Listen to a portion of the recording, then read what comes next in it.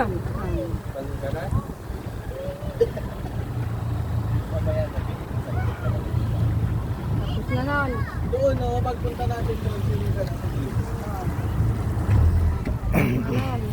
Nakaka-numerate. Kanina pa yun. Parang nahihigil. Parang maano na. Ang init na ng araw.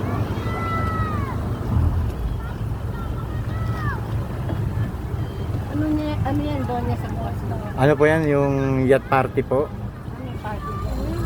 Magkano sa ganyan po? Ano po yan? 1.5. Unlimited drinks yan. May mga food. Oh, 5 unlimited drink. Ako sasakay lang sa ganyan. Magsa-sunset kayo. 3 oras, ma'am.